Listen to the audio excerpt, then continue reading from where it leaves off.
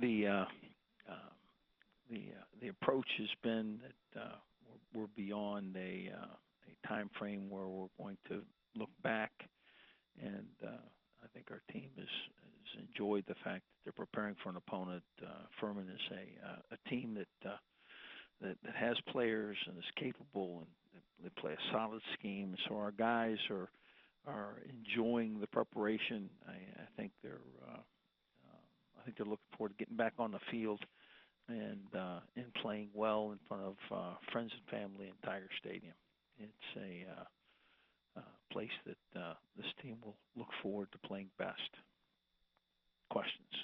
Coach, we'll start you off with Chip Howard of KZNE Radio. Les, there were a lot of upsets, so-called upsets around the league on Saturday. Is there any way you can say that any of those were related? Is it the time of year? Do you have any thoughts on that? I don't. You can make some generalizations. You can try to put a specific piece to it. The only thing I can tell you about LSU is that we can play better, and there was no reason for us to play as we did. So I can tell you that. That being said, we're looking forward to getting back on the field. Thanks. Next is Greg Ostendorf of ESPN.com. Hey, Coach. So I know Zach took the loss pretty hard last week against Ole Miss. Can you just touch on what kind of competitor he is? And obviously, it seems like he's a guy that really wants to win the game. He's a guy that steps on the field and has the responsibility to make a lot of decisions within decisions. In other words, you make a call, and that call goes to the field, and then he needs to make decisions within that play. And he's a tremendously competitive man. He wants for his team to win. He wants to have contribution. He wants to do and make the play. And sometimes it takes 60 minutes to make that play, and you're not necessarily going to get that play when you call it. And it depends on how they play, how they defend, and how they cover. And then you're going to have to make other choices. And I think his want to lead his team is so strong that it may have affected him some. And but what he's done is he's made a tremendous approach to the rest of the season, and he's working at again to be a very complete quarterback, and we're happy with him. He's our guy, and I can tell you that he's very much a part of this team and feels like this team, and is looking forward to improving and getting back on the field. Thanks, Coach. Next is Chase Goodbread of NFL.com.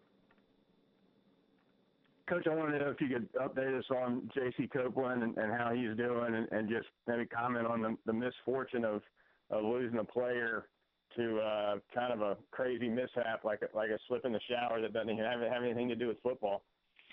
Yeah, those I've had two injuries in my career in coaching that where I've seen players in non-related athletic have very significant injuries that were not related to the sport that they played in preparation of the game.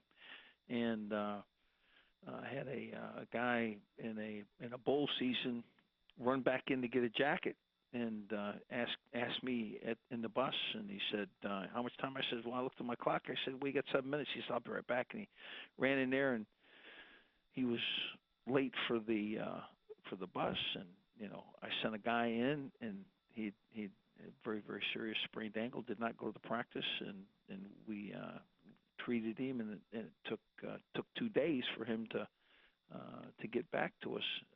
And JC, there's nobody more wanting to play and enjoying the practice week and the things that we had kind of in position for him in this week. There's nobody that wanted to be with his team more, and basically a simple slip and put his hand back, and his hand got moved out of the way, and had a very significant fall, and he feels miserable about it, but those things happen, and that happened after our last practice, after our last preparation was done, and but again, this is a very rare, and hopefully he'll heal up very quickly, and we can have him back. Thank you. Edward Ashoff of ESPN.com. Coach, what happened Saturday with a lot of the top-ranked teams in the conference? Can you just talk about the strength from top to bottom in this league this year, especially after some people called it out for being too top-heavy? Well, again, I don't know of anybody that's called it out for being too top-heavy. If you watch how these games go, you have to play every week. You go in there and you play. You make bad decisions, or you give an opponent an opportunity, he'll take full advantage of it. And I can't imagine that the view of this conference in the year that we won the national championship here, we lost to Kentucky on the road, and I'm just letting you know, you better be ready to play.